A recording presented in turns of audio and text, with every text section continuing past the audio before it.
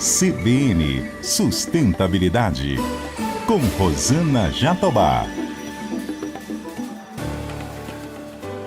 O CBN Sustentabilidade de hoje aborda o papel da inovação e da tecnologia na agricultura, um setor que enfrenta o enorme desafio de lidar com os impactos da mudança do clima e, ao mesmo tempo, aumentar a produção e a oferta de alimentos, porque a população não para de crescer. Nós temos quase 8 bilhões de bocas para alimentar no mundo, podendo chegar a 10 bilhões em 2050. Eu converso com Ricardo Sodré. Ele é fundador e CEO da FieldPro, que é uma empresa de tecnologia agrícola que fornece dados detalhados e confiáveis do trabalho no campo. Sodré, muito obrigada por estar aqui conosco no CBN Sustentabilidade. Tudo bem com você? Eu que agradeço o convite, é um prazer estar aqui falando com você, com os ouvintes da CBN, está tudo bem.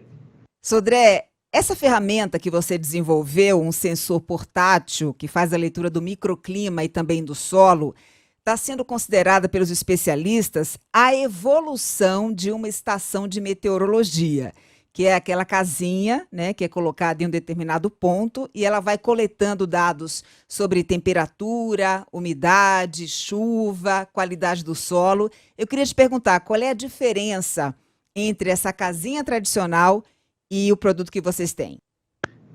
Nós, quando pensamos em produtos para o campo, nós temos que ter três premissas quando a gente vai olhar para o campo. Que no campo tudo é longe, né, tudo é distante, né? Então, todo produto que a gente for desenvolver para o campo, ele tem que ser controlado à distância, né? Ele não pode ter que o produtor vá até o produto para que tenha acesso ao dado, né? Outro ponto no campo é que ele tem que ser uma caixa fechada. Por quê? Porque as intempéries climáticas, né, fazem com que o produto tenha que ter uma robustez muito grande, né, para aguentar tudo que acontece no campo, né? E o terceiro ponto é que ele tem que ser um produto de fácil instalação, já que o produtor ele pode ter uma demanda diferente para uma necessidade diferente que ele tem para o campo. Então, quando a gente ficou fazendo testes, a gente olhava a estação meteorológica e sabia que que era um produto dentro da nossa visão adaptada para o campo, não criada para o campo.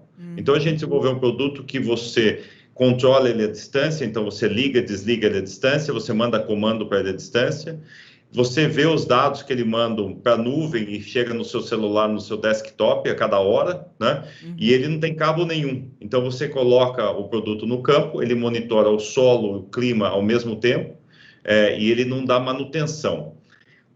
Mais um ponto, para não dar manutenção, a gente precisaria reinventar alguns sensores já conhecidos, como um pluviômetro, né? O pluviômetro, muitas vezes no campo, ele sofre com poeira, com sujeira, né? E daí ele acaba entupindo. Isso causa um problema muito grave para o produtor, que não vai ter uma medida correta da pluviometria, né? Então, nós criamos um pluviômetro que mede a chuva pelo impacto. Então, os impactos do pingo da chuva fazem com que a gente consiga medir o volume de chuva ali. Então, isso foi uma propriedade intelectual, quer dizer, uma coisa criada por brasileiros, que já está sendo exportada para Paraguai, para Argentina e para os Estados Unidos. Agora, qual é a importância de um monitoramento como esse, né, a leitura do microclima e da qualidade do solo, para a gente otimizar a agricultura? Com o global warming, nós estamos vendo que hoje você tem muitas chuvas localizadas, chuvas irregulares, né? E quando você tem uma chuva irregular, ela vai mexer com dois pontos que são 95% da agricultura, que é a chuva e a temperatura, né? Então, você tem que monitorar isso numa escala menor, né? Quando você monitora numa escala menor, você evita que você use insumo de uma maneira desregulada e de uma maneira não otimizada, né? Então, quando você está monitorando a chuva de uma escala menor, você consegue evitar excessos de irrigação, você consegue evitar que uma pulverização seja feita no momento não ideal para que isso seja jogado para o meio ambiente. Quando você também monitora a chuva numa escala menor, você consegue ter uma previsão climática mais precisa, e isso vai fazer com que você tenha uma taxa de replantio menor, que é um fator que está acontecendo muito no Mato Grosso. Hoje a gente tem um grande desafio de alimentar a população do mundo e o Brasil é considerado o celeiro do mundo, o agronegócio é de fato o carro-chefe da nossa economia. Se a gente conseguir, por exemplo, esse tipo de tecnologia em todas as culturas, você estima um ganho em termos de produtividade em quanto? Olha, nós temos uma infraestrutura muito baixa de dados meteorológicos, né, em relação aos nossos competidores, vamos dizer, no mundo agro. Sem falar da sustentabilidade, mas se a gente pegar os Estados Unidos, ele tem uma rede de aproximadamente 180 mil estações meteorológicas. Nós temos uma rede pública que não passa de 1.000. Né? Então, a gente tem áreas de grande produtividade com baixa densidade de dados meteorológicos. Né? Quando a gente começar a colocar dados meteorológicos no campo, a gente consegue ganhar produtividade, né? E a gente calcula que esse ganho não vai ser uma casa menor do que 40%. Isso, em 2, 3 anos, a gente vai subir a produtividade rapidamente. Você acha que hoje é essencial esse aumento de produtividade, sobretudo quando a gente fala na questão do desmatamento, né, da abertura de novas fronteiras para a agricultura no país? Eu acho que a gente tem que monitorar, criar um banco de dados que a gente faz, para que a gente entenda o melhor uso dos insumos, né? Eu sempre falo, nós otimizamos o uso dos insumos, quer dizer, nós ajudamos o produtor a usar no local certo, na hora certa. Com isso, ele vai preservar o ambiente, né, o meio ambiente. Tem estudos da Índia que solos foram degradados por ter uma superfertilização, quer dizer, um uso de insumo muito além do normal.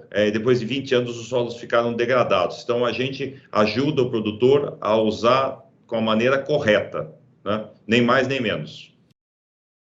Que tipo de relação você pode estabelecer entre uma novidade como essa, um sensor portátil tão eficiente, tão minucioso, com a integração ao sistema ESG?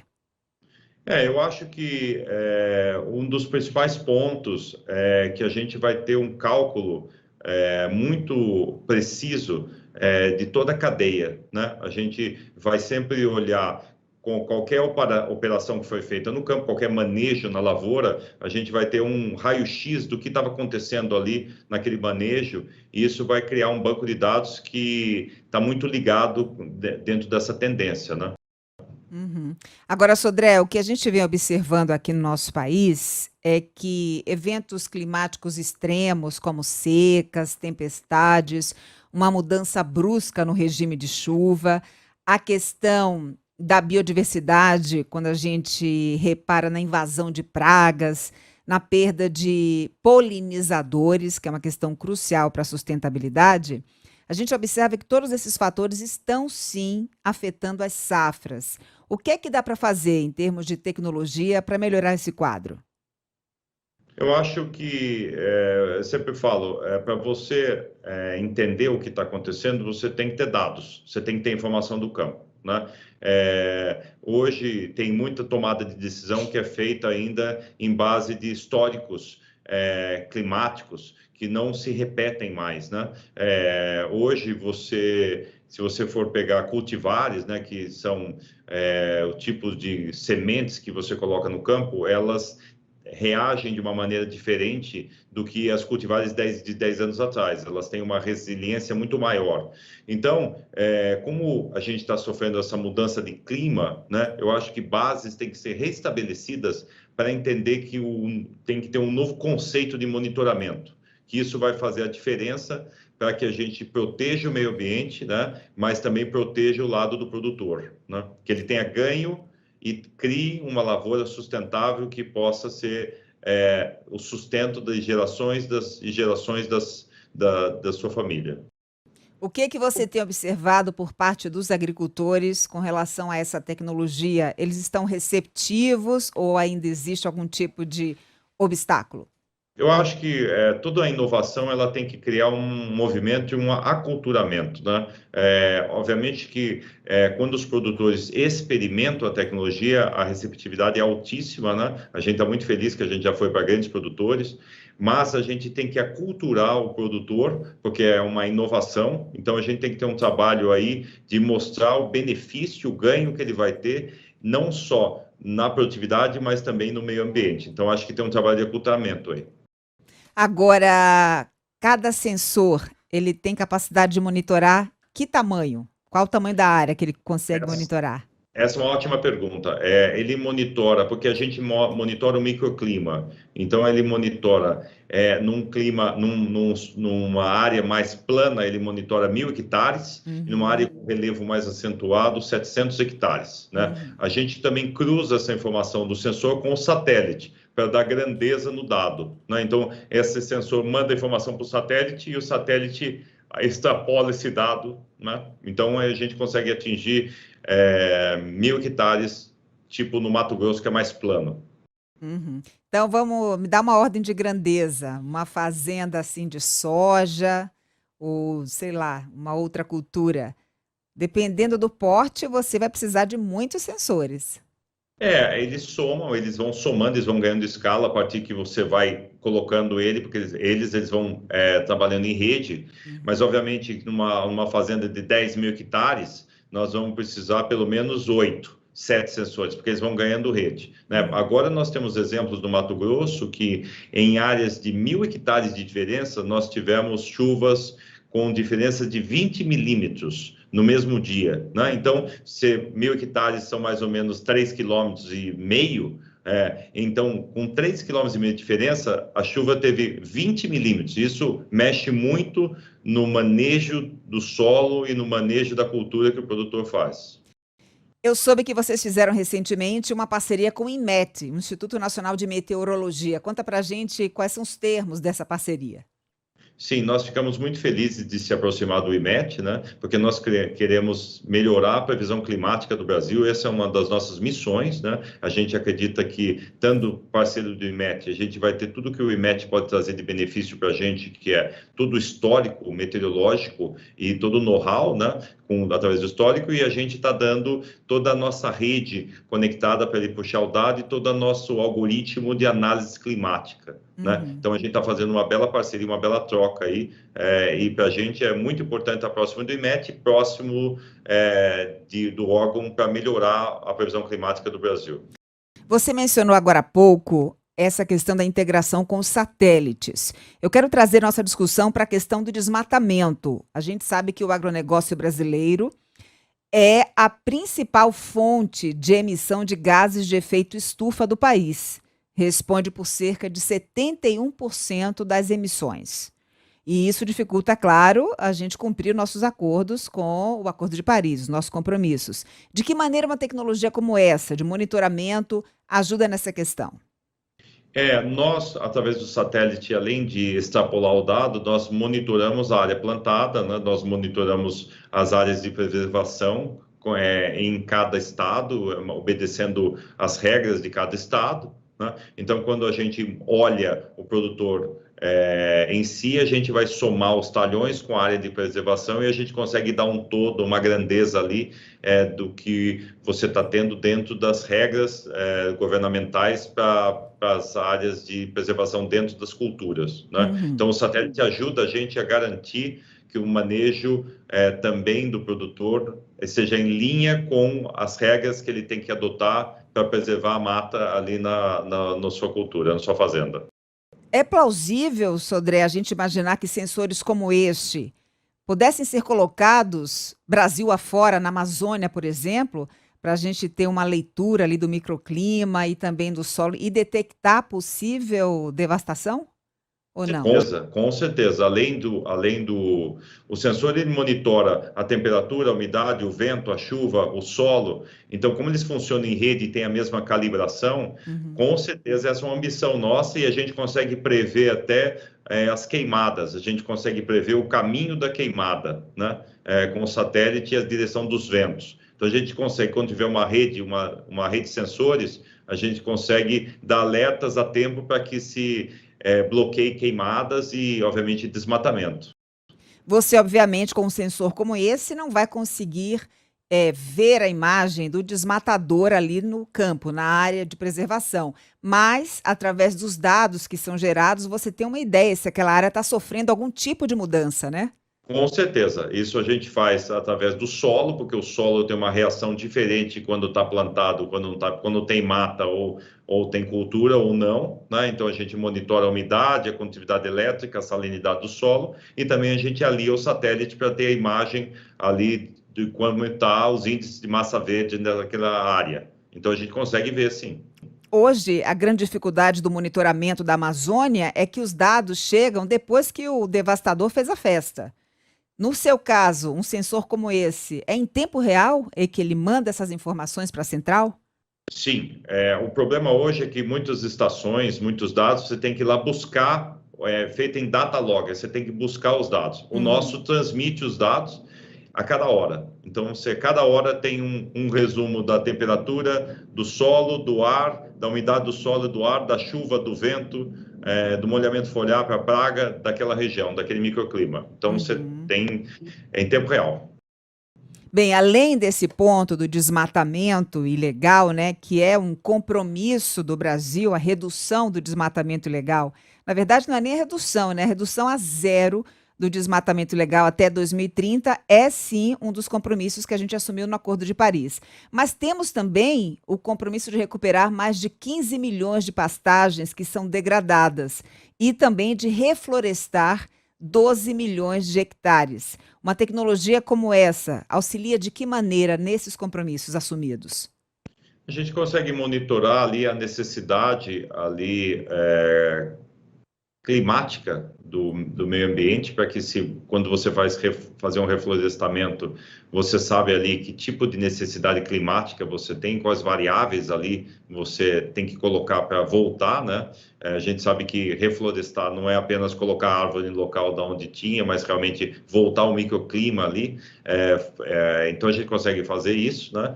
Em relação às pastagens, a gente vai monitorar o solo, né? E eu sempre falo, o problema do solo é a superfertilização, né? Às vezes você fertiliza demais o solo, isso degrada o solo. Então, isso que a gente ajuda para que você vá refazer as pastagens, mas dentro de um ponto certo ali de fertilização. Você disse agora há pouco que essa tecnologia já está se espalhando aí mundo afora, que vocês têm conseguido sucesso nesse sentido.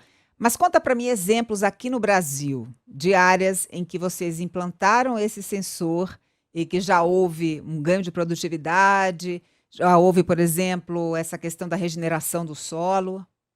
Ainda como a empresa é recente, a gente não tem resposta ainda de regeneração no solo, mas a gente já teve produtividades alcançadas com sucesso no Paraná, que a gente faz mais de 2 anos no oeste do Paraná, no norte do Paraná, no Mato Grosso, e a gente está expandindo também para Goiás. Em São Paulo, a gente está aqui no sul de São Paulo, né? Hoje a gente está focando mais grandes culturas, né? Como soja, milho, trigo, cana e algodão e café, né? Então, a gente já teve bastante retorno do uso correto de insumos, né? Otimizado de insumos. A gente está agora exportando para fora, exportamos para o Paraguai, para a Argentina e para os Estados Unidos. Esse uso correto dos insumos consegue otimizar a utilização da matéria-prima em quantos por cento? Olha, nos nossos cálculos dão em 30% a 35%. Porém, quando eu falo é otimizar, não usar menos, né? Eu vou usar no local certo, na hora certa, né? Eu não estou falando que eu vou usar menos ou mais, eu vou falar que eu estou otimizando, né? Quando a gente fala da questão da produtividade, eu queria citar um exemplo aqui, um caso que inclusive foi mencionado pelo Carlos Nobre, né, nosso grande cientista, que ele diz o seguinte, que a Holanda tem, com 19 mil quilômetros quadrados de agricultura familiar, o mesmo potencial de exportar o que o Brasil exporta usando 400 mil quilômetros quadrados. Se a gente comparar a forma como a agricultura é feita no Brasil com o que é feito na Holanda, tomando por base esse dado que eu acabei de citar, está muito longe ainda da gente conseguir esse mesmo nível de produtividade? Eu acho que não. O Brasil realmente é um líder nessa área, mas ele tem que, nos últimos anos, ele teve, na última década, ele não teve tantos ganhos de produtividade, né? O ganho de produtividade não é homogêneo, mas heterogêneo. Tem áreas que têm alta produtividade, né? Mas eu acho que o objetivo realmente é homogeneizar esses ganhos de produtividade. Eu acho que Uhum. não está distante, mas sem dúvida eu acho muito difícil fazer isso, com certeza, sem dados climáticos, né? Porque 95% da agricultura é chuva e temperatura. Então, se Uhum. você não tem isso monitorado de uma maneira precisa, é muito difícil ter esse ganho. Esse tipo de ferramenta, na sua avaliação, é essencial para a gente implementar o que os especialistas chamam de agricultura 4.0, que é essa agricultura mais moderna, que ganha em produtividade em áreas menores de cultivo? Sim, sim, eu acho que sim, né? Ele vai passar a ter um banco de dados, né? E ele pode melhorar cada safra do manejo dele. Então, quando você não tem um histórico, é muito difícil você fazer melhor, né? Então, o produto vai deixar você com histórico para cada vez melhorar mais. Agora, Sodré, você já está nessa área há algum tempo, estudando o agronegócio a fundo, a ponto de ter desenvolvido um produto que vai auxiliar na otimização do setor. O que você acha hoje a respeito da mentalidade dos agricultores? Muita gente diz que muitos estão pouco preocupados com essa questão da preservação ambiental, querem continuar utilizando a monocultura, ou seja, pessoas que não estão de fato ainda comprometidas com os ideais de sustentabilidade. Qual é a avaliação que você faz? Dentro do nosso ambiente, né, nós sempre estamos trabalhando com produtores tecnificados, né? Então a gente trabalha com grandes produtores, né? E a gente entende que a mentalidade do produtor é estar em linha com a sustentabilidade, estar em linha com desenvolver um ambiente sustentável para a lavoura, né? Uhum. Esse é o produtor que a gente trabalha, que é o produtor tecnificado, né? Que ele usa da tecnologia para ter uma produtividade melhor, mas também para garantir que a sua área seja preservada, né? Então, dentro desse produtor, dessa camada de produtores, desse target, desse público-alvo, a gente está vendo que o produtor está em linha com essa responsabilidade. Hoje se fala muito da necessidade de se desenvolver uma bioeconomia para a região da Amazônia, privilegiando, claro, a floresta em pé. Sensores como este auxiliam de que maneira nesse desafio? Eu acho que a primeira coisa é entender um pouco o ecossistema amazônico dentro da premissa climática, né? Que fatores que hoje alteram o histórico climático, né? Então, quando a gente distribui sensores, a gente vai começar a entender como fatores como El Niño, Laninha influenciam no bioma amazônico, né? De uma Uhum. maneira mais granular, né? Hoje você tem feito isso muito pelo satélite, mas ainda eu acho que a gente fica um pouco carente dos dados mais granulares, assim, para você fazer mais de perto. E daí a gente vai entender se quanto o global warming está afetando a nossa floresta, Global né? Então, warming, aqui só para refrescar para o nosso ouvinte, é aquecimento global. Eu sei que você está enfronhado aí nas cadeias globais, aí no seu trabalho, então para você é natural falar inglês, né? Mas só desculpa. para o nosso ouvinte entender melhor, global warming é o aquecimento global.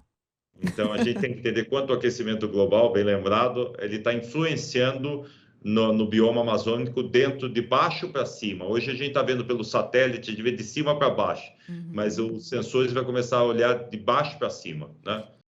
Com Eu acho isso, que a isso é gente muito importante. conseguiria, Sodré, por exemplo, avaliar o grau de savanização da Amazônia, né? Que a gente sempre está falando como um grande alerta advindo dessa mudança climática, né? Da Amazônia se tornar uma savana com o tempo.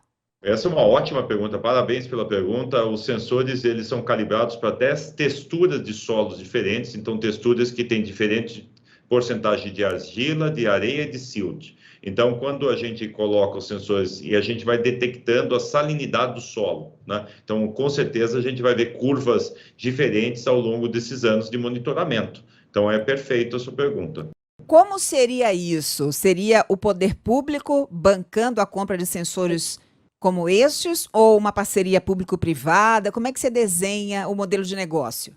Eu acho que o clima é a próxima onda.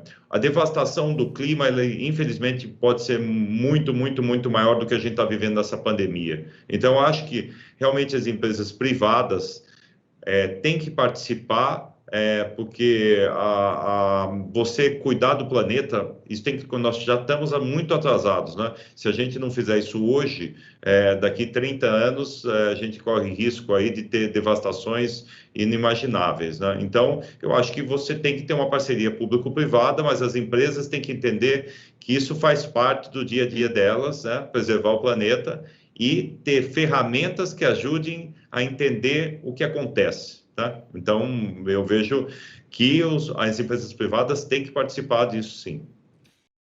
Até porque é algo que atinge diretamente o coração da empresa, né? Preservação dos recursos naturais no Brasil tem tudo a ver com os insumos que são utilizados pelas empresas. Me parece que, de fato, é uma responsabilidade compartilhada, né, Sodré? Sim, se a gente quer que o Brasil lidere nessa área, que o Brasil tem tudo para liderar na agricultura do mundo, a gente tem que, desde já, fazer com que o líder mostre o caminho correto para que a gente preserve o ambiente, crie essa liderança cada vez maior e preserve para as gerações futuras. Então, todas as empresas têm que participar nisso, que todas se beneficiam da agricultura aqui, né?